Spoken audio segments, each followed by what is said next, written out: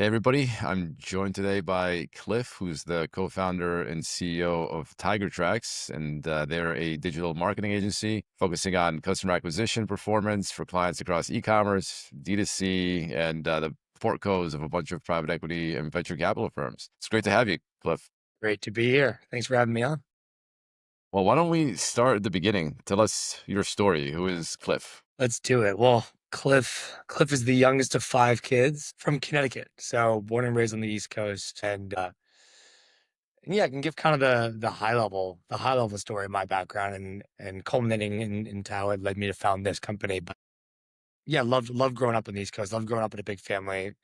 Went to Duke after high school in North Carolina and absolutely loved it there. Never was exactly sure what I wanted to do in terms of what I want to focus my life on, business wise, career wise. But I was focused on enjoying the experience while I was at Duke. I was a public policy major because I found those classes to be the most interesting. So ultimately, I wanted to major in something that would capture my attention, despite it having no real relevance or usage in my current career. I enjoyed focusing on it, enjoyed my entire experience at Duke. And I remember after towards the very end of that Duke experience, there's kids left and right that already sort of have their jobs lined up, right? And everybody's hyper focused on getting that internship in finance, that internship in consulting, so that they can then land the subsequent job.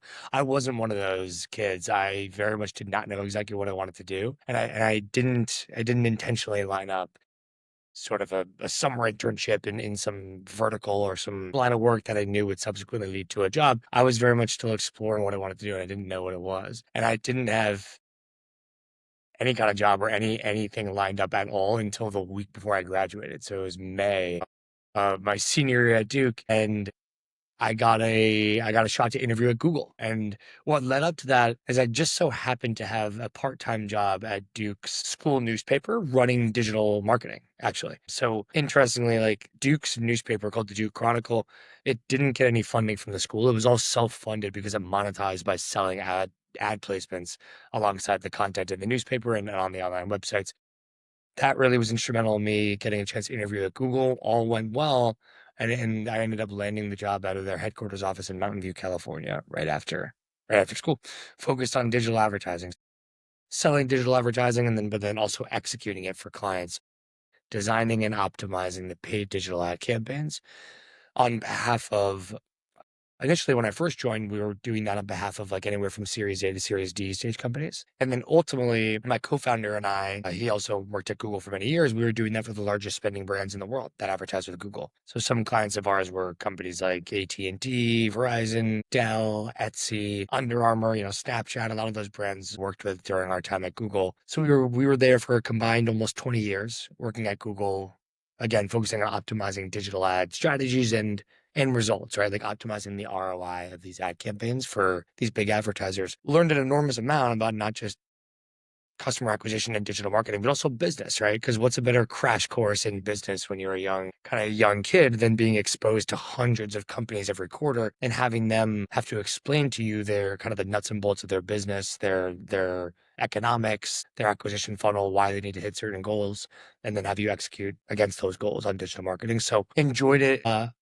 And then my career journey from there is such that I left Google after a while, and I was ultimately recruited to come on as chief growth officer of a consumer company that was a startup that had just raised their Series A round of funding, and it was a startup in the healthcare space. So it was a consumer-facing healthcare company named Ready Responders, and then ultimately that got shortened just to Ready. And what this company did is it was essentially an urgent care that comes to you for any insurance type. So we treated almost anything. I mean, as long as we didn't think there was a chance that you might die on our way to you, in which case we would reroute you to the ER, then we would come treat you. And we would send an EMT or a nurse practitioner in person to the home to come see you physically in person, do the symptomatic checking, get your vitals, all that good stuff. And then at the same time, we would have the MD, a doctor telehealth in via an iPad to the session as well. So it was a hybrid model. So there's telehealth and also somebody there physically in person. So it was a pretty novel concept, particularly at the time. And we had some exciting backers.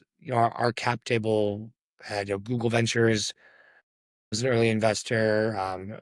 Teal Capital had money that they invested, Deerfield Management, Emerson Collective. So a variety of pretty prominent venture funds. So it was already an exciting trajectory I think that we were on, even just for our two flagship markets that were live at the time, were just Vegas and New Orleans, were the two initial markets that we were live and then I'd have to travel to. And I would always joke with my CEO. I would say, like, are you trying to pick the two most distracting cities possible for us to get work done in? But those are the those are the flagship markets due to these kind of contractual nuances with the insurance companies that we were partnered with. It was easiest evidently it was easiest to launch up in those markets initially and then expand from there. So it was an exciting trajectory. We were growing quickly in those markets, and we had planned to probably launch a lot of other markets, 1 year later, 2 years, 4 years later, markets like New York, LA, San Francisco, DC. And what happened is about a year into me being in that role, COVID hits, and which is suddenly either the biggest threat to the company or the biggest opportunity. And it turned out to be the latter. We raised this emergency bridge round of funding in order to allow us to purchase hundreds of thousands of COVID tests. And this was at that time when COVID tests were not readily available. Like the pandemic had just hit, and there were certain manufacturers or kind of under the radar that you could get first dibs on. And I don't know if you remember those kind of early days, but we were able to partner with the manufacturer and get COVID tests before any like CVS or Walgreens had COVID tests. Long before that, we were able to get COVID tests directly from a manufacturer, and we were able to start seeing patients in their homes, just like we previously did for normal ailments. But now, probably 90% of our visits for that whole year were at-home COVID testing. So it was a wild growth ride. We ended up launching in New York and LA and San Francisco and DC and Miami also within the next 6 months, whereas that rollout in total probably should have taken another 4 years. So it was this wild time. I saw a lot of people get fired. I saw a lot of people get hired. And we had to go to market in all these additional cities very, very, very rapidly. But long story short, I was heading up the marketing department and the customer ops department, so like the call center and a handful of other teams. And myself and my teams were spending a material portion of the capital we had raised on digital marketing campaigns in order to drive customer acquisition, patient acquisition. So that was my mandate from my CEO and the board, was we had certain growth objectives to hit, COVID patients or general patients, both. And so at the peak of it, I was spending about 300K a week on Google ads, Meta ads, TikTok ads. And for, a Series B startup, that's a lot of capital to be spending on customer acquisition. So it was critical that it went well and that it translated into patients and revenue for us. It wasn't easy at first, but ultimately it did.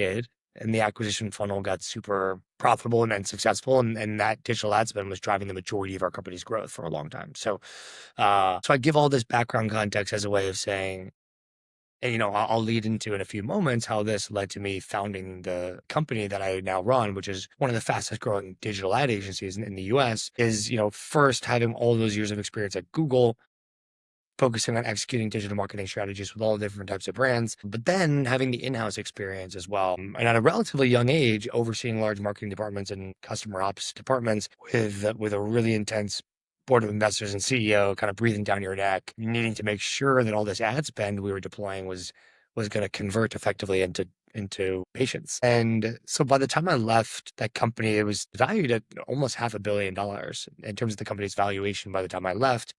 And what I always say is, yeah, fingers crossed that they'll exit one of these days. But I kind of felt like I had accomplished all they went there to accomplish. I learned a great deal. We were able to help out a lot of people and a lot of patients in the process, which was quite fulfilling. But ultimately, I really felt ready to found my own firm and really have the fulfillment and the upside both of founding my own company. And what I'll say is I was, after leaving Ready, I was deciding what kind of company I really wanted to focus on. At first, I really thought that I wanted to focus on a consumer-facing business, a consumer-facing tech product. And I had a variety of ideas of what I wanted to focus on. And I really felt like, all right, I really want to raise capital and play the VC game.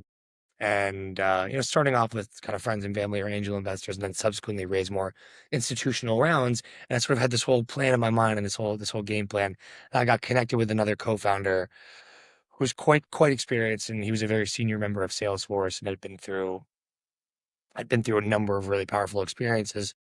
And he and I began co-founding a consumer-facing product. It was a mobile app and a web app focused on enabling users to wager in the gaming space. So it essentially harmonized the esports space with online wagering in a way where, starting off with the game Counter-Strike Go, but ultimately it would branch off into a variety of games, allowing users to take their gaming to higher stakes, essentially. And we gamified it in a way where you could wager on a variety of different game types and formats. It was fun and interesting, but the reality is for like a variety of different reasons, including my co-founder and I don't think being the right fit necessarily in terms of our skill sets and our productivity, but then also just that space that we were playing in and the amount of capital we would have had to subsequently raise.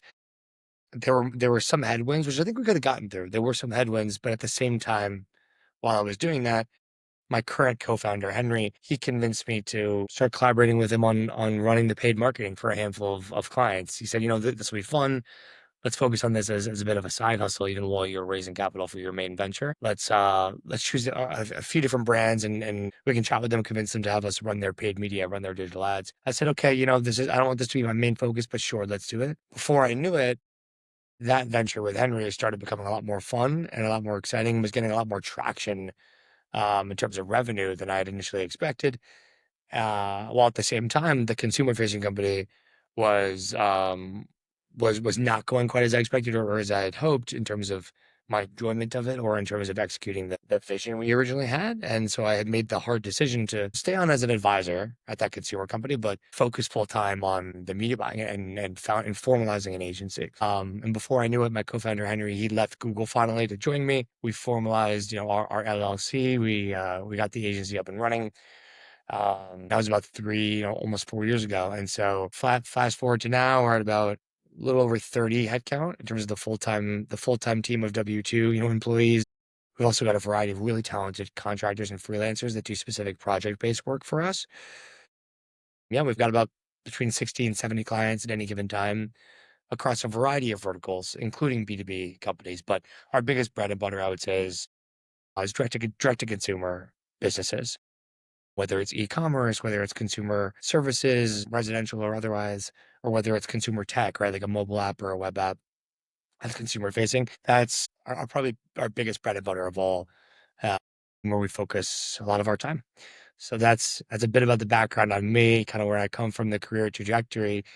And what I'll say about our current business, which is named Tiger Tracks. First off, a funny story or fun story about that is that my co-founder and I, in addition to working together at Google, we've been best friends since we were about 10 years old. And the elementary school that Henry and I went to was uh, the mascot was the Tigers.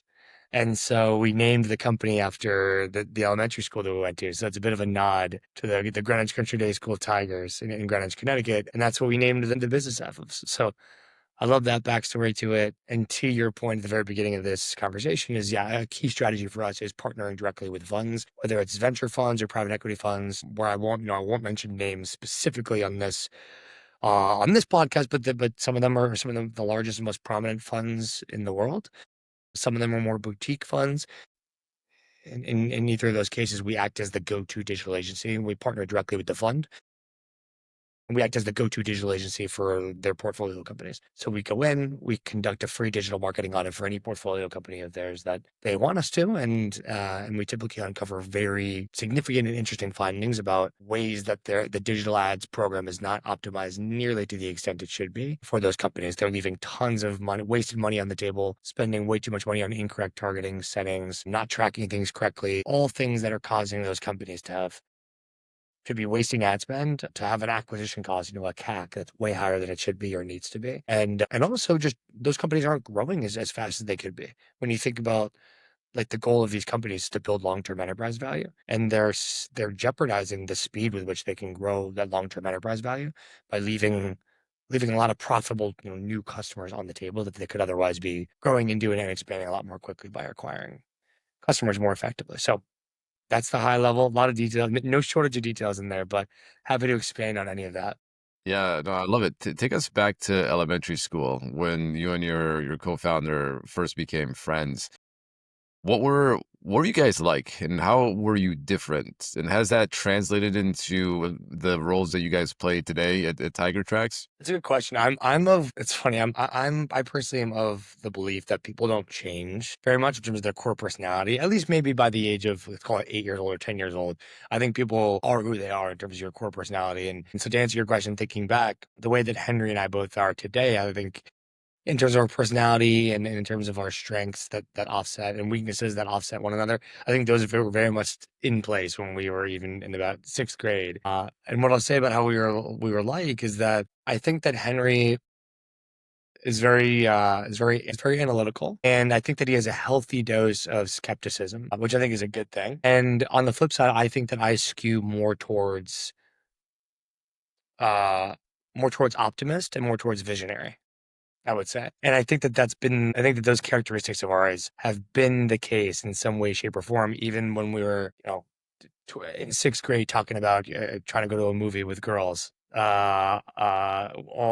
Flash forward, over 20 years later, us talking about different ideas for the business and ways that we can scale the company in a more intelligent way, ways that we can launch new revenue streams, ways that we can partner with funds or external partners in a smarter way or operate our team more effectively. So yeah, those same traits I think persist today without a doubt. Is I think the optimism and go for vision.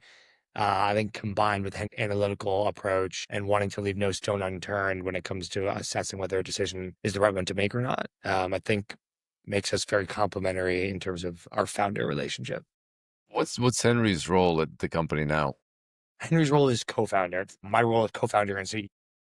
In the future, I think it's very possible Henry will formalize a role for him as an actual C-suite role. But right now, he effectively heads up the operational arm of our business in the sense that my major focus of the company, in addition to leading the business as CEO, my major focus is how do we bring on new clients and how do we develop external partnerships that will then facilitate uh, more client leads inbound, right? And then Henry's focus is maximizing our effectiveness with our existing clients that we've already signed. So Henry is, relentlessly focused on, let's say, like the top 10 clients in our portfolio and how we can ensure that we're continuing to execute for them in the most robust way possible, that they're getting everything that they need. For all of our clients, we want to do an A-plus job, and I think that we do. But by Henry giving extra attention from his co-founder lens across let's say our top 10 to 15 clients is extremely impactful. And then Henry works with Kirsten, who the team reports into. Henry works very closely with her on how we can improve the efficiency of the operation and how we continue to get our account managers all the resources and support that they need and the training that they need to continue evolving and improving in their roles, and how we can bring more and more innovative solutions to our clients that'll make sure our clients love us. So that's kind of the breakdown of responsibility. Did you guys ever think you were gonna go into business together? Were you the type of kids that were trading baseball cards, trying to make money with all sorts of side hustles, or what were you guys like as kids? Henry and I didn't launch anything from a business standpoint until Tiger Tracks. So even so much as a lemonade stand, Henry and I never did anything like that together, which is interesting.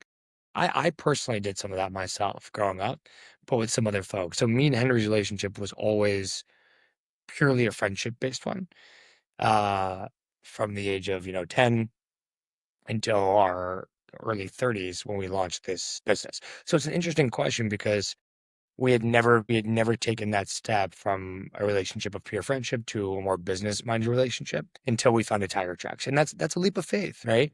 Because there's no crystal ball. You don't know exactly how compatible you're going to be. Even if you know someone really well, you don't know exactly how well you're going to coexist and collaborate and work together and complement one another's skill sets from a business standpoint, scaling and operating a business until you do it. So I'll admit it was a bit of a leap of faith. But what I'll say is throughout the good times in the business or the challenging times where we really need to overcome hurdles or where we need to give each other direct or harsh feedback, whatever it might be, Henry and I have both acknowledged that the the depth of our friendship and just sheerly how well we know one another as people, I think has allowed us to overcome some of those hurdles together and give each other direct feedback and work together more effectively in a lot more of a seamless way compared to if we had only known each other at a surface level. How would you say, reflecting back on the different partners you've had, and you mentioned you had another co-founder where things didn't go as smoothly. What are some of the lessons that you learned from there? And especially even with Henry, you mentioned that obviously there was times when things didn't go well and you had to give each other feedback. What did you learn from some of your earlier experiences with employees or partners that you then are bringing to the table today? Yeah, yeah. The first thing that comes to mind is when it comes to a co-founder relationship, I think both parties or however many co-founders there are, I think everyone needs to be all in. I had one co-founder in the past where it was clear to me that they were not all in the same way that I was. In other words, despite what they had initially told me that we agreed upon, it became clear to me that this was something they viewed as only a portion of their day to day, and they were operating a handful of other businesses and initiatives along the way, and they were spending maybe 2 hours, 3 hours a day on the business I was running with them. And so if one co-founder was all in, right, they're living and breathing something, and then the other is it's not. Yes, sure, it can breed resentment and it can breed questions about fairness and things like that. But I'm more so mean like for the actual productivity of the business and impact on the business really, really suffers. I think I learned that the hard way with one of my co-founders. And so that's the first thing I would say. It sounds obvious, right? But I think when it comes to founding a business with others, I think having a very clear conversation about, okay, cool, like let's do this. This sounds exciting, but what are the expectations of each one of us in terms of what we're going to focus on? How much of our time is going to be dedicated to this in a given week? Or are we both all in? So that's one thing I would say in response to your question. I think the other piece is, yeah, making sure that the skill sets would complement one another. So let's say if you're launching a consumer tech product, let's say it's a mobile app or a web application, something of that nature, I think of course, it's going to be beneficial to have one co-founder that's technical by nature, and maybe another co-founder that can complement that skill set with other capabilities on the business front. So that's an obvious kind of classic example that comes to mind. But whatever the business is, I think thinking about the skill sets and how they're going to work together in tandem.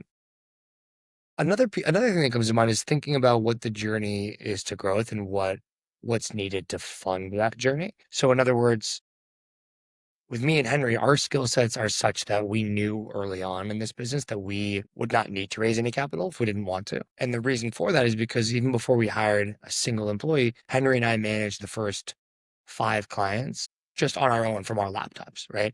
And why is that? Well, because we not only had the skill set of leading a company and also sales, right, to bring on clients. But we also had the technical sales skill set to be able to execute the customer acquisition campaigns for them because we had had to do both throughout our whole career. If we had come from a place where we only had the sales background, but we actually had no idea how to turn the knobs when it comes to being within a Google Ads account or a Meta Ads account, that would have been a different story. We would have had to, maybe take on a little capital or use some of our own cash right away to fund a couple of initial hires for the business that could actually do the execution, that could actually deliver our product or our service to clients. So I think that's important. Whereas Henry and I realized early on, okay, well, this is great. Given this business model and given what our skill sets are, yeah, let's ramp this thing up just using ourselves, and then we'll take those initial profits. We'll take that cash flow to then fund the first 2 to 3 hires at the company, and then continue growing it that way, as opposed to forcing ourselves to raise capital or play the venture game or have a board of investors that we don't need. And so that was kind of the decision we made.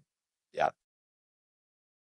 Let's go back to your Duke days. I thought it was really interesting when you said that you, first of all, were a public policy major, didn't really know what you wanted, and then somehow, last minute, landed a great job at a great company. How'd that come about? Like, how was the interview process? How did you end up getting such a great job when it sounded like you had no idea where you're gonna end up? That's a great question. I started focusing towards the end, towards that last month being at Duke, realizing, okay, I don't have anything locked in yet. And actually, let me correct that. I did have one thing locked in, but it wasn't a job that I was super passionate about or excited for. It was a sales role. It was based in New York City, and it was a pretty standard sales role in the media vertical. And I think I would have done really well at that role. I think I'm fortunate to be a strong salesperson inherently and have kind of those interpersonal skills, but I wasn't wild about the company. I wasn't really wild about the exact space that I would be going into, but I did have one role locked in if I wanted it, but I knew I really wanted to continue exploring. And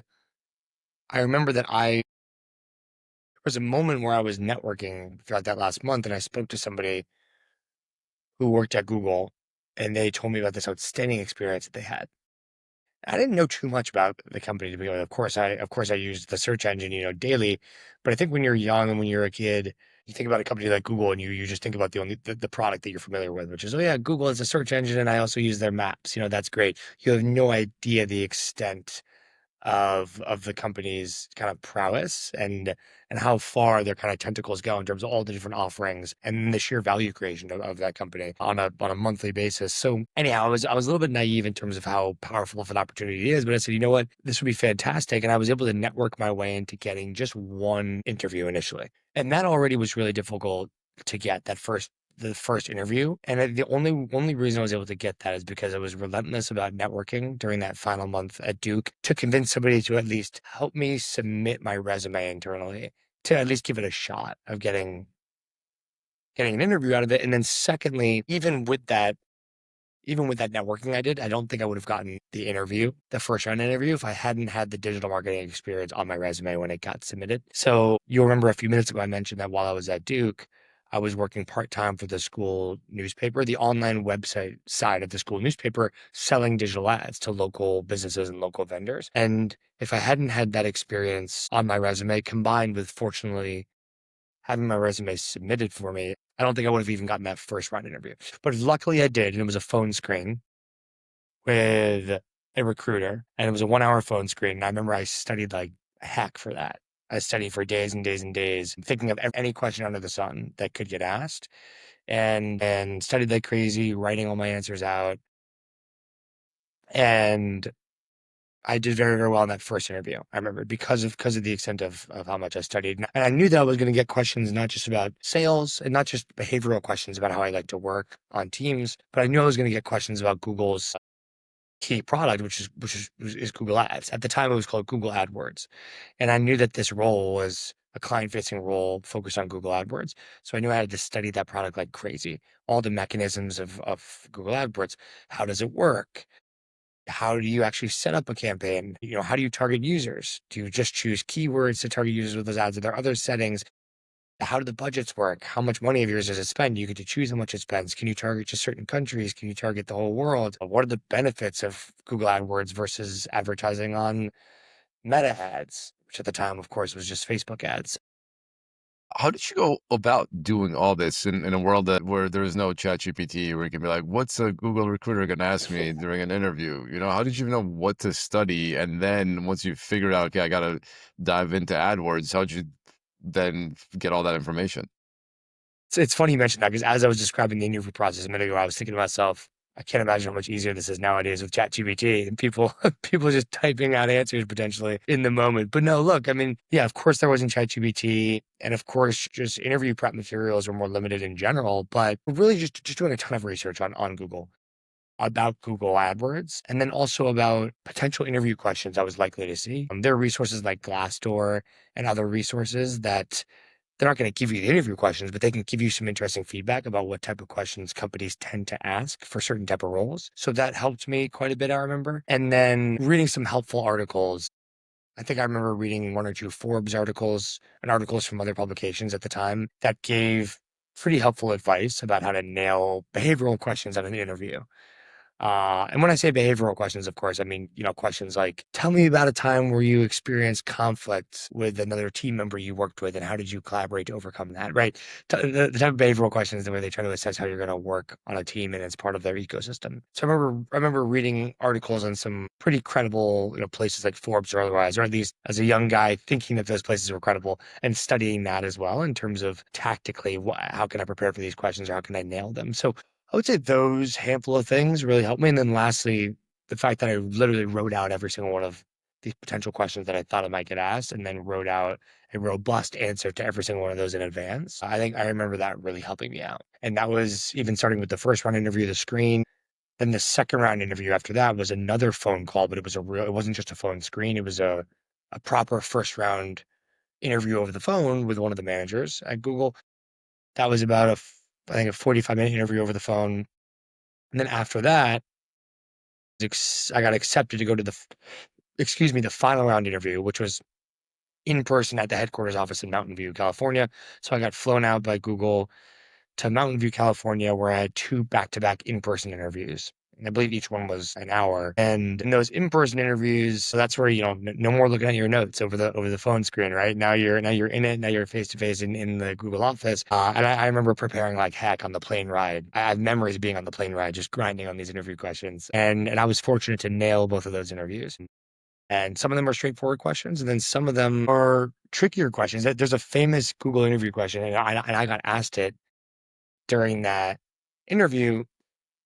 And this is a famous interview question, at least as it pertains to the ad side of Google, the client-facing roles where you work out with the advertising product. And the question is, let's say that you're a Google Ads advertiser, and let's say you're one of the following two businesses, a funeral parlor or a flower shop. Which of those following two businesses do you think is likely to have a higher cost per click that they have to pay in Google Ads, and why? And I fortunately I knew enough about the ads product to answer this question well, and I think I was ready for this question. And what they're trying to do is get you to think about, they're trying to weed out the people that just studied the terms like cost per click online, but don't really understand how that applies to businesses in practice. They're trying to weed out those people and try to look for the people that can actually think about the business implications of online advertising. And so what they're looking for is they're trying to get you to talk about what aspects of a funeral parlor versus a flower shop would make it so that their willingness to pay for a click in an online ad auction would be higher than one another. And so what they want you to talk about are things like, well, an advertiser that gets a higher ROI from any transaction, from any sale that they make online through their online ads, is going to be more likely to be willing to pay a high cost per click, because if the click turns into a sale, then they can probably make all their money back because their sale price is high. So in other words, they want you to talk about the fact that an average transaction for a funeral parlor is probably what, 5 grand, 10 grand. I don't know what it is. Whereas if you're a flower shop and if your ad click turns into a sale, your sale is going to be what, like $100. So they want you to talk about that, is that on the one hand, the funeral parlor is probably willing to pay pretty hefty cost per click bids, because even if only one out of 50 of those clicks turns into a sale, they're going to make like 10 grand, maybe 20 grand from that sale. So they're probably likely to be willing to pay a high cost per click. And then they also want you to talk about, but on the flip side, the ad auctions are a matter of competition because competitors are bidding one another up in the ad auction. And a flower shop likely has a lot more competitors just in terms of sheer number of flower shops out there bidding than a funeral parlor. Like any given town might only have one or two funeral parlors. And then lastly, then when you talk about lifetime value, I say, but the other reason a company might be willing to pay a high cost per click is that once the customer purchases, is that likely to be a high lifetime value in that customer's life cycle? In other words, is that customer likely to generate revenue for your business over time, recurringly over the long term, or is it going to be like a one and done? In which case, you're probably only likely to pay less for a click if it's a one and done. So they want you to talk about that, where I say, And that's why you gotta the funeral parlor has to invest in getting serial killers because they have yeah, a much higher lifetime value of the. that's exactly right. And I think I even said something like that. I think I even said, well, unless you're very unfortunate, this is hopefully going to be one of the few purchases that customer is gonna make. Whereas the flower shop, they might be coming back every single holiday, right? So that's exactly right. And so those are examples of three things that they're looking for in that one interview question. They want you to talk about competition. They want you to talk about the ROI of any given ad click on the first transaction, and then they want you to talk about lifetime value of a customer. And if you don't hit on those three things, or at least probably two of them, not going to get the job. So I was fortunate to be pretty well prepared for that question. But that's, it's one interesting example of a sort of infamous interview question that they ask, at least on the ad side of the business, to make sure that you can think about things like a business owner, not just like a media buyer. Yeah, and speaking of business owners, you mentioned that when you started working at Google, you got to work with these awesome large companies, up and coming companies, famous companies, and you got to learn a lot from each of them. What are some of the things that you learned? And you mentioned everything from like AT&T and Verizon, but then there are also companies like Snapchat that were cooler, trendier. What were some of the themes, the lessons that you learned from working with all those businesses?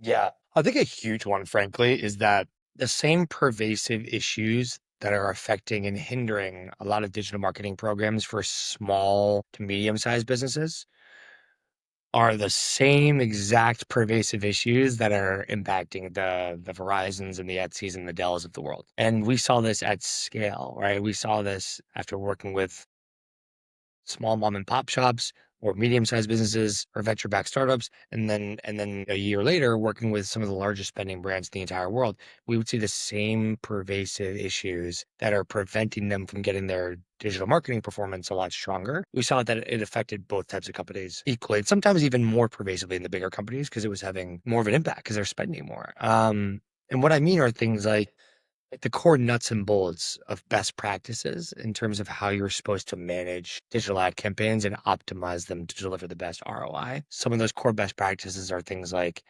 what type of bidding strategy you should be using in the live auction. And by that, I mean like the actual bidding settings that you're using in Google Ads. Let's say you can choose from 5 different bid settings, right? You can choose to bid on a max cost per click. You can choose to bid on a target CAC. You can choose to bid on a target ROI for the first purchase. You can choose from a variety of options, but there are clear best practices of which one to use depending on your desired business outcome. That's one example out of hundreds I could list of core best practice that we would see time and time again get missed or get the ball dropped on, if you will, for not just the small companies or the medium-sized companies, but some of the largest digital marketing programs in the world. And it's why our work there was so impactful for those type of companies. But I can't emphasize that one enough, is that even for some of the brands that you might think, oh, they must have their act together. I'm sure they've got it all optimized. They've iterated 1,000 times. And like for some aspects of those businesses, I'm sure that is true. Maybe they've iterated, maybe they've optimized UX testing on their website through and through. Like maybe certain things about the business are perfected, but I can tell you that, and not perfected, but are in a really, really strong place because of ongoing testing and iteration. But I can tell you that for digital marketing programs and the performance of ad campaigns within platforms like Google Ads or Meta Ads or TikTok ads, I can tell you that there's always still improvement to be had. And I've seen that firsthand. Yeah, that's really fascinating because I saw some of that in my career as well, and it is partly, if not like largely responsible for my decision to want to start my own company. So you look at that, and these are like some of the most famous companies out there, and like I could do that. And say that these people are, I mean, yes, they're smart, they're hardworking, but so am I. And I am seeing things that they're not seeing. Why don't I just go off and try to do something myself? So it is kind of interesting to see not just like, yes, you're learning lessons about what, what to do, but you're also getting some motivation about like, I can do this as well. And that can lead to things like starting your own company a few years later. I couldn't agree more with that sentiment. I think I like the way that you phrase it, which is, yeah, these people are smart, but you know what, so am I, right? And you're gonna have a different perspective on things depending on your experience and what you've seen, what you've encountered throughout your career, right? And I think that was definitely the case for me. Interesting. And okay, so you do that for a number of years. You get all this experience. What made you finally decide to go become that chief growth officer of a startup? Did you always have this entrepreneurial itch, and you finally decided to go do something at like earlier stage, or what was it about that decision that made you want to do that? It's a great question. I remember one day sitting on the Google bus, and that's the bus that we would take every morning and every night from San Francisco down to Mountain View, California to the office, and then from Mountain View back up to San Francisco. Don't get me wrong, during the first handful of years at Google, I still was quite fulfilled and excited and passionate about the work I was doing. But during the latter years being there, I remember more and more getting this feeling, at first kind of a feeling in my gut, and then ultimately a very clear feeling in my mind as well, that I was not the type of person that was going to be fulfilled or happy or satisfied with, some people use the term riding the corporate ladder.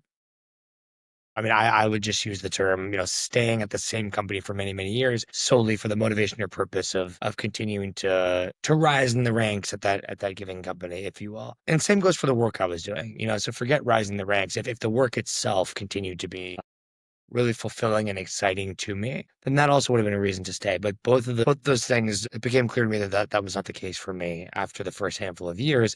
And I remember like it was yesterday, sitting on that Google bus one day, looking out the window. I'm not sure if it was a long day or if I just had a eureka moment that given day, but I remember looking out the window on the way back up to San Francisco, thinking to myself, okay, this is not for me. I know a lot of people around me are going to be the type of people that 10 years from now, they're going to, I'll reach back out and they'll still be there. And they'll probably be managing teams or departments still within the ads org of Google. And that's fine. And that's great. But I know for a fact that if that were me, I would look in the mirror, 5 years later, 10 years later, and think to myself, what did I do here? The most precious asset and really the only asset we have is time. And that's what's most precious to me. And yeah, so that's a long way of giving you kind of that memory of me looking out the bus window that one day. I remember it was like it was yesterday having this key realization and kind of gut feeling. And that's not to say that the next day I up and left, but I remember that being the first moment in this period of transition for me where I began actively looking. And I remember specifically that I wanted my next role to either be founding a business or joining an early stage company as at kind of the C level. And I knew that I would be really interested in joining as a head of marketing or a CMO, right? Because I had already been working in advertising and customer acquisition on the client facing side. But I knew that it'd be very interesting for me to have an experience being on the client side myself. In other words, being the CMO or the head of growth of a company, given that that was a really logical and exciting next step for me. So I began looking into opportunities from that vantage point, and I remember there were only about 3 opportunities I looked into. One of them was a company that was trying to normalize consumer commuting via helicopter. So it was a company, I believe the company was called Skyrise, and they had raised quite a bit of capital. They were headquartered in Los Angeles, and they were trying to normalize the commuter life, but via helicopter. And the idea was that traffic in LA is insane, and people that, for instance, live in Santa Monica but have to commute to work in downtown LA every single day are literally sitting in a car for an hour and a half every day without fail, sometimes longer, not because of the distance, but simply because of the sheer insanity that is Los Angeles traffic and the roadways there. And so this company was aiming to, starting in LA, normalize getting on a helicopter each morning and each afternoon to and from work and making that hour and a half commute more like literally 15 minutes. And they had already launched. They were in early stages, but they had launched. And then there were some people that were taking that commute. I ultimately didn't take that role and I continued interviewing elsewhere. But that was one option that I seriously considered. A second option That does sound like yeah. a cool idea. Was it at all like impacted by Kobe and his death, or what was the? So that's a great question. And what happened with Kobe happened just a few years after my interview process with them. And I remember thinking about it thereafter and thinking that they likely were hit really hard from a consumer perspective, consumer perception standpoint in terms of consumer perception of the safety of helicopters. And look, I'm really big into using data to inform your decisions around safety with air travel. I'm in the process right now of getting my pilot's license, my private pilot's license to fly planes. It's something that I'm really passionate about. That's always been a dream of mine, and I'm about halfway through those lessons. So flying planes, I'm enjoying every minute of it. But I had to really look myself in the mirror and think about the safety implications of that. And what I've found is that after doing a lot of research on it, you can compare the safety metrics of air travel as compared to automobile statistics. I think that can give you a lot of peace of mind when you think about how often we spend in cars and then what the relative safety is and the relative risks compared to air travel. So just for any listeners out there, just one piece of advice if you're worried about whether it's helicopter or plane rides. But I digress on that. I mean, I think your question about the Kobe thing, I think they likely were impacted. And I'm not sure if the company is around anymore, but I would imagine that they probably had a difficult time in terms of consumer comfort in taking helicopter rides after that. But I'm not sure.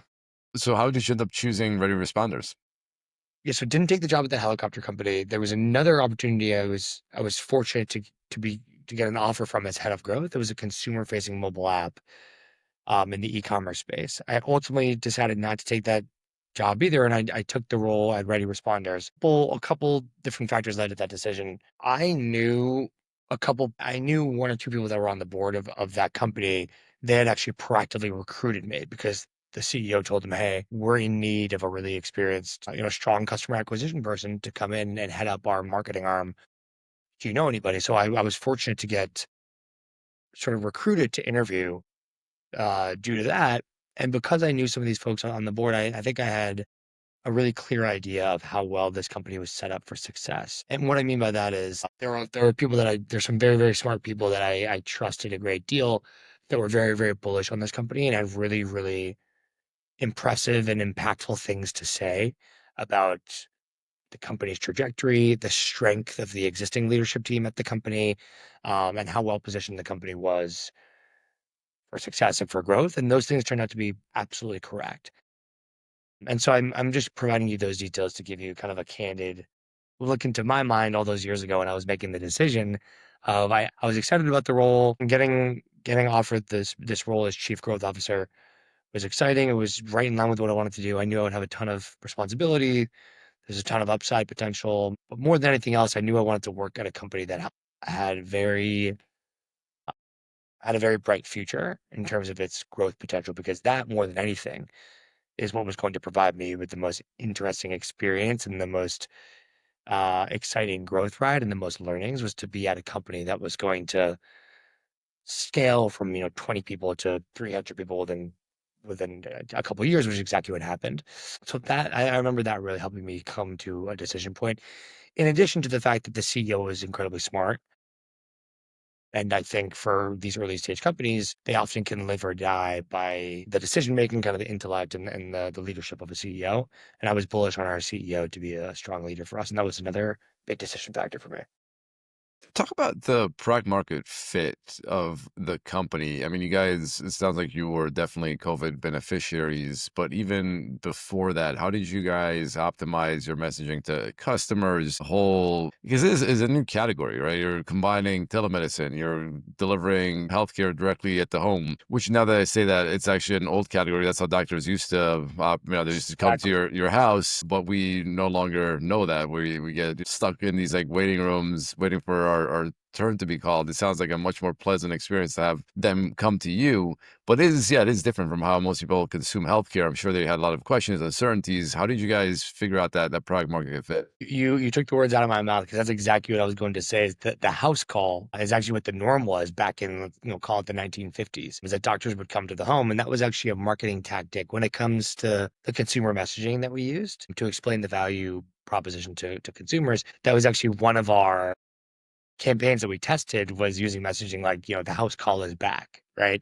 And then showing imagery or videos of what the old black and white video of what the old school house call used to look like, and then saying the house call is back, and then showing the modernized view of it. So we actually used that exact type of narrative in one or two of our campaigns. But that's exactly right. I mean, and what the offering did again is for for any consumer, for anything that you would have otherwise gone to the urgent care for, or what we began to discover that a lot of consumers would go to the ER for, even if it was something totally non-emergent. For any of those symptoms, we could come to the home and treat it instead on your own terms, when you want, at your house, no need to travel, and for any and all insurance types. So that was the mission.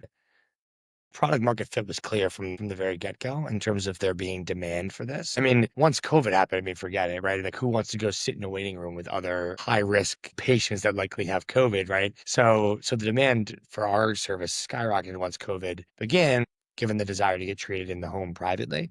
But even pre-COVID, the demand was there. And so we began testing a variety of messaging tactics. Some of them were around things like the common cold or strep throat or sinusitis. Other things were things like common rashes, bug bites, poison ivy, things like that. We could also go treat without you having to go anywhere. And then things like cuts and burns that we could also treat. If you think about all the things you would go to an urgent care for, there's a wide variety of symptoms that we were able to treat. So if you think about it, just going back to your question about product market fit and how we would target potential patients, we ran a lot of meta ads, we ran a lot of TikTok ads, but I'll use Google ads as an example, which is probably where we spend more money than any other ad channel. Is if you think about the whole range of symptomatic related keywords that somebody would type into Google that we were able to target and get in front of potential customers, the range was enormous. So I think the keyword that we probably spent the most money on for our Google search ads, the single keyword we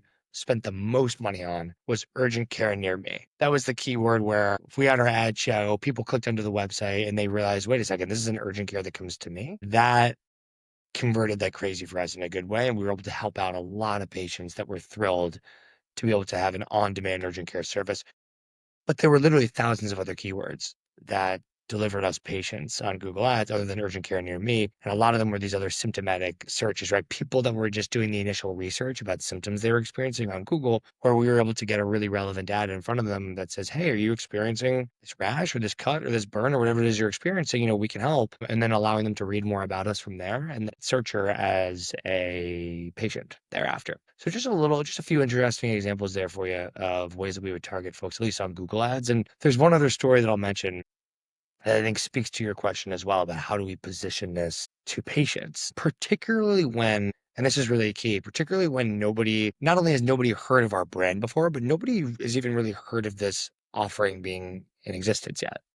To your point, right? Other than people that were around, let's say in like the 50s or 60s, where the house call was very prevalent. So again, I'll say that again because this was incredibly important. Is that, and any digital marketer will tell you this, is like if you're launching a pretty novel business concept, one of the hardest things about converting net new patients on, let's say, Google Ads or Meta Ads is number one, they've never heard of your brand before, so you have to build trust because they've never heard of you before. So how can they trust you, especially for something like healthcare, where there's a lot of trust needed? And secondly, not only that, not only have they not heard of your brand, but they think like, is this a prank? Are you sure you're going to come to my home for any insurance type? Like, I haven't even heard of this offering, right? It's a pretty novel concept. So it presented challenges. And again, the call centers reported into me. So I had to help develop all kinds of call center scripting for how to explain to inbound callers that, yes, this is legitimate. This is what we do. And this is why we're able to accept your insurance.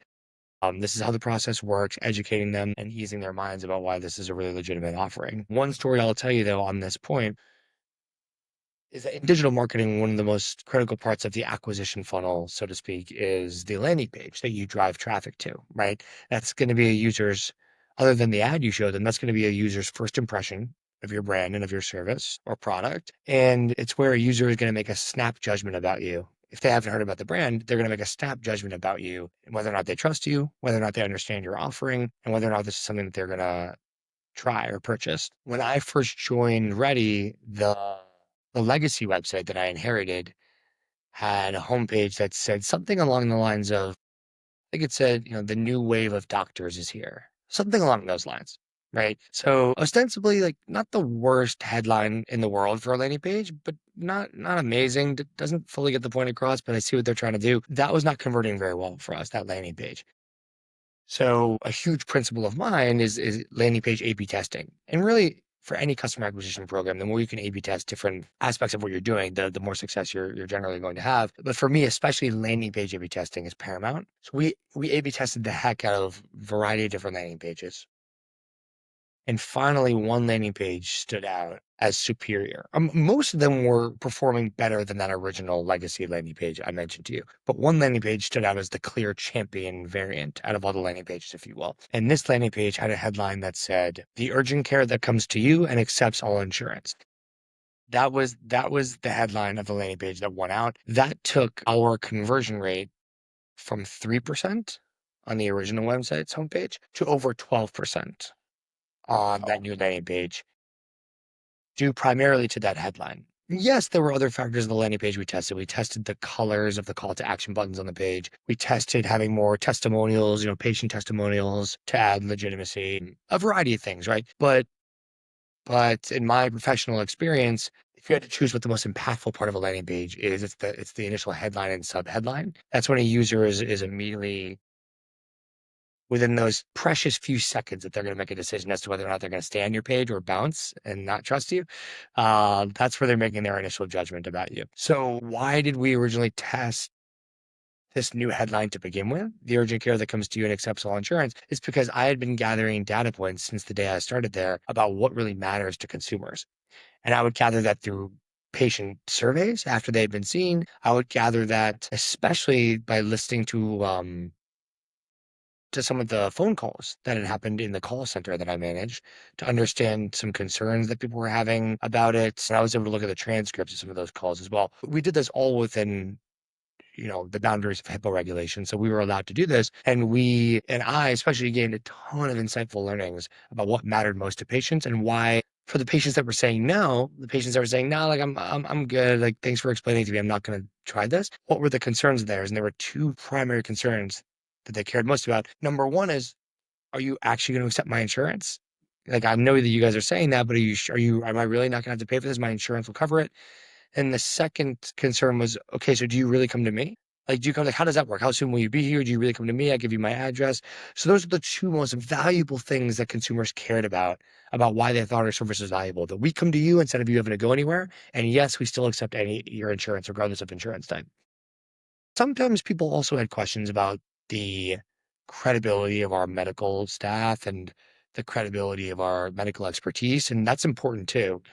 And so sometimes we get questions about that. But believe it or not, that was a tertiary concern to first. Okay, so you come to me. Secondly, you accept all my insurance.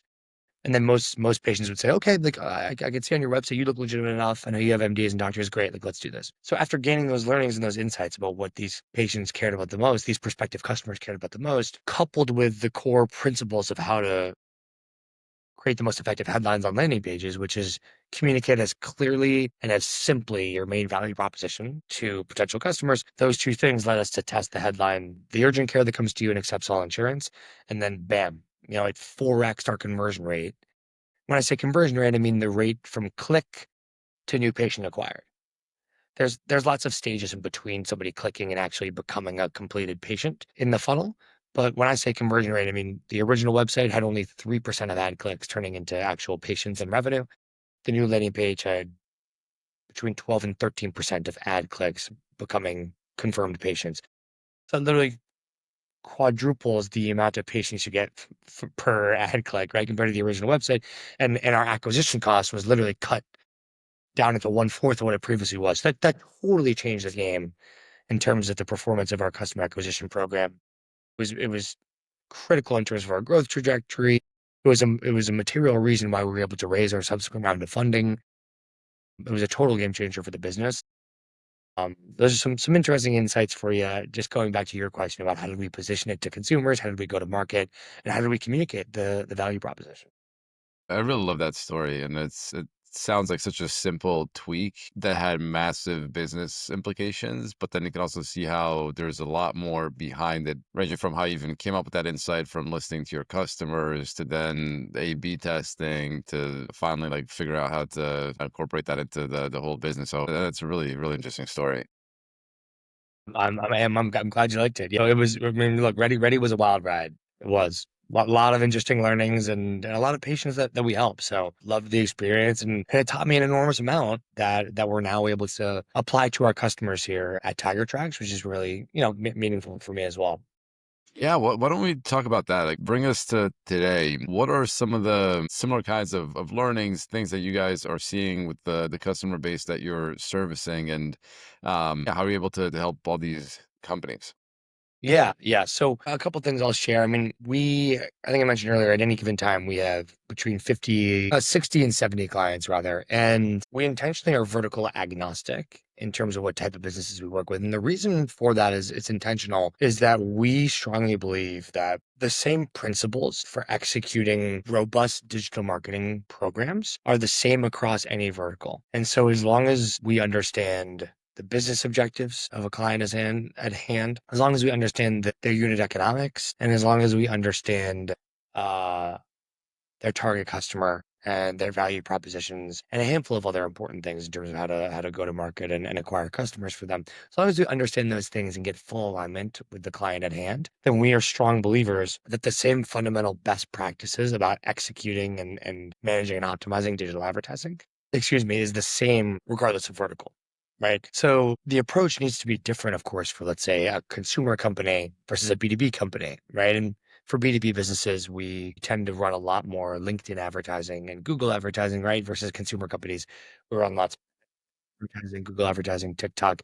And even depending on the type of business, your strategy is going to change. But the best practices remain the same. So that's the first thing I'll mention. So we have clients in a variety of industries, so healthcare, it's fintech, it's residential services, it's e-commerce, it's B2B SaaS, B2B services. So we have a variety of client types. Some of our clients do over $1 billion per quarter in revenue. Some of our clients do, 50 million per quarter in revenue. So we have a whole, super wide range. Some do 20 million a quarter in revenue.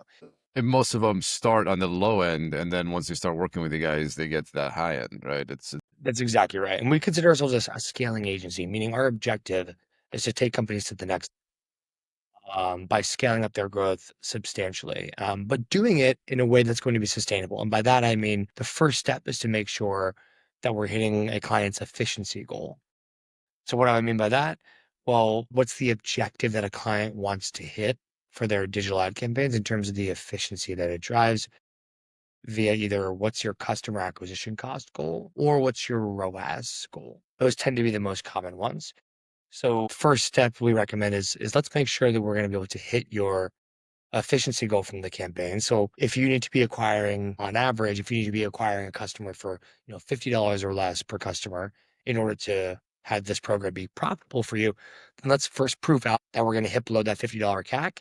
And then once we do that, then let's scale up your campaigns in an exciting way while still staying under that $50 CAC scale up. So that's how we operate. If you do it the opposite way, you're going to get into hot water. I've seen a lot of companies fail, like the entire business fail because they try to scale up all their digital marketing efforts without understanding how to make it be profitable first. So that's the way that we operate. For the funds that we partner with, I think it's one of the reasons why they love us and why they prioritize bringing us in to work with key portfolio companies is that we have the same goals in mind that the fund does and that the portfolio company does, which is maximizing EBITDA at the end of the day, right?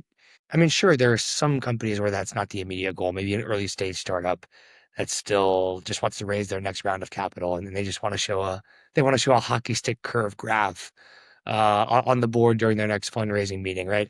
So maybe some of those companies are just focused on revenue growth and they don't really care about EBITDA yet. For most of the businesses we work with, a lot of which are portfolio companies of prominent private equity funds, we're all on the same page in terms of what the goal is, right?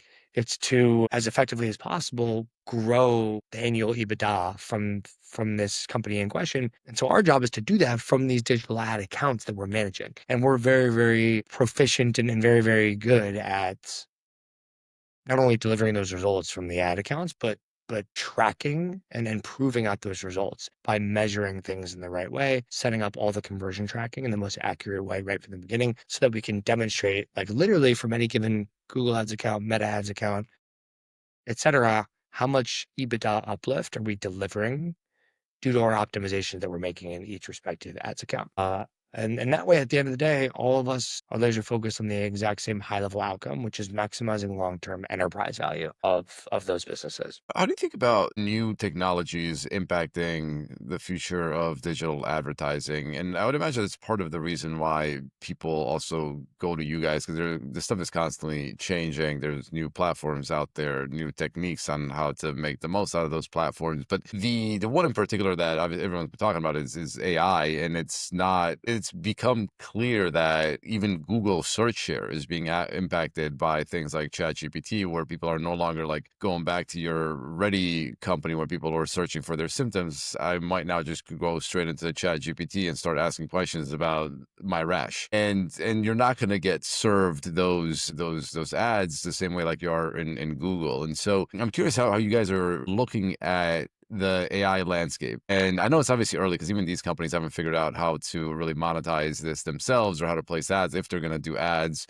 We just saw the announcement yesterday about like, Johnny Ive, right, like joining OpenAI to figure out like how to make this into whatever product or user experience he's going to deal with it. But yeah, I'm curious how what you're seeing, how you're thinking about this, how you think that's going to impact the future of digital advertising and what that could mean for your clients. Yeah. It's a topic on everyone's mind, right? I think a couple thoughts come to mind. When it comes to the actual results on the search page, I think that ads running on Google search are always going to be prevalent and are always going to be important. Are there going to be fluctuations in terms of market share on Google's end versus some of the new AI LLMs? Of course. And this is the first time really since Google became a dominant player in this space. This is the first time that their market share is actually being challenged in a meaningful way. So are there going to be fluctuations, I think, in market share? Yes. Is Google search always going to be a dominant player in the space? Yes. Right. And I think there's always going to be searches that, given the intent behind those searches, are going to be better suited for a search engine ecosystem versus an LLM ecosystem. And what I mean is if LLMs, at least in their current form today, are better suited towards more educational type of searches where people are trying to educate themselves on a particular topic or learn more about something, whether it's the type of symptoms they're experiencing from a rash, to your point, or whether they're trying to learn more about a particular topic. Whereas if somebody wants to find the nearest pizza shop near them, I think there's still always going to be a place for traditional search engines. So I think the contextual nature of what's being searched and why, I think, will always be a deciding factor of whether consumers use one version of search versus another. I think zooming out to the broader topic of AI is I think that if anything, I think that AI is still underhyped, which is a wild thing to say given how much hype there is around it. But if anything, I personally believe it's still, if anything, underhyped. And what I mean is I think that there's never been a more pivotal transformation, technological transformation in our lifetime, other than, let's say, the onset of the internet, though it can be argued that this is more significant. And I think it's one of the most important transformations, certainly in the past 100 years, maybe the past 500 years. And I think it just so happens to be happening during our lifetimes. So I think there's no way that it can be overstated. And I think if anything, it's still underhyped. And what I mean is that a lot of these companies are starting to announce and showcase their new offerings or their new features surrounding AI. One example is earlier this week, Google's I/O conference, where each year they showcase their newest and best and brightest offerings and technologies. They release certain features. One of them is called Project Mariner, where it's actually an AI agent that can do things for you on your computer. And this is in a way that ChatGPT or these other platforms haven't really showcased yet, in my opinion. And Google gave a demonstration of being able to add your AI agent on your laptop and say, hey, can you go into my Google Drive and find grandma's old Italian recipe? And then can you go onto Uber Eats and order all the necessary ingredients for me to make that recipe tonight? And the agent right in front of them on their own laptop, the user's not even touching it, goes into Google Drive, finds that recipe within their Google Drive folders, then goes onto Uber Eats and orders all the requisite ingredients, does all that. Like that's an AI agent that can execute complex tasks on your computer for you. And I think that the implications of that cannot be understated. I think that's a totally different ballgame than just linguistic AI via ChatGPT prompts and conversational AI. I think it's the first glimpse that I've seen from Google of deploying like a consumer-friendly AI agent that I think is going to be widely used. And I think the implications of how far that reaches from a consumer standpoint and for businesses, I think can't be understated. So at Tiger Tracks, I can tell you that we're already taking major steps towards what ways can we begin integrating this type of hyper intelligent AI to add more value to our clients, to make ourselves more efficient internally, and to launch new products and services that can be client facing that are going to be game changers for our existing clients and future clients, and things that they haven't seen yet in terms of advertising technology that can better equip their customer acquisition program. So that's the only spoiler I'll give for now, but we're well on our way towards really diving into it all as well. It's really, really fascinating on the religion side, and to kind of maybe like push back on the point that you made around Google search still being a thing for certain use cases and still being dominant for certain use cases. Like, I feel like part of that are things that I don't really want to do anyway. It's like, yes, I'm going on Google to search for a pizza, or I'm going there to track a shipment, or to do whatever. I, in an ideal world, would be lazy and not be doing those things. And exactly to your point about agents, honestly, one of the best things that I've done as after like starting this company is hired an admin to help me with all these things that I have to do throughout my life. And even then, there's so many other things that, like, dealing with my financial information, dealing with like kids, dealing with all sorts of stuff that I would want different agents or different people, right, to be able to like handle all of those things. And so if you end up in a world where, yeah, like to the example that you gave, it's like, yeah, like I need to make this recipe, like you go figure it out. And I don't need to be the one that's going doing the grocery shopping. I don't want to like, or maybe the recipe's not even in my Google Drives. Like, text my mom, get the recipe from my mom. Like I don't want to text my mom, God forbid, you know? And so like you have these agents that can now do all this stuff for you that make it such that you don't end up ever like interacting with or potentially even seeing an ad. And the more extreme example that I've really become like fascinated with in this realm are these like AI girlfriend companies, which on the surface of it is just it's pretty whatever, like superficial. But I think the real implications of this, and people have been doing these kinds of things for a very long time, and you end up forming emotional connections with these inanimate objects, and now you're forming them with these AIs. And then just it's a very straight shot from there saying, okay, I'm gonna like whatever have conversations with my AI girlfriend to now the AI girlfriend saying, hey Cliff, I think you look really cute in this shirt. And then you like at first you're trying to build that trust and you're like, yeah, sure, send it to me. Let's see how it fits. And then you try it on, and you know what? You do look good in it. And by that problem has already been solved. Like these recommendation engines are really good at figuring out what you like. It's just adding this like more like human emotional layer on top of it. And then it's game over. Like I'm not gonna buy anything ever. And then your AI girlfriend's gonna be like, hey Cliff, it's your whatever, like your mom's birthday next week. I got her this gift that I think she'll love. Like phenomenal.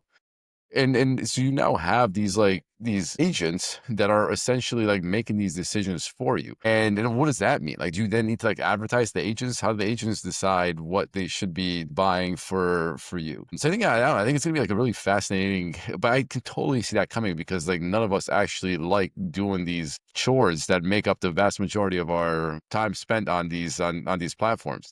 And even though, like, yeah, as easy as it is now to like order groceries or order food or whatever, FaceTime or do all these things, like it can be done much more efficiently through agents.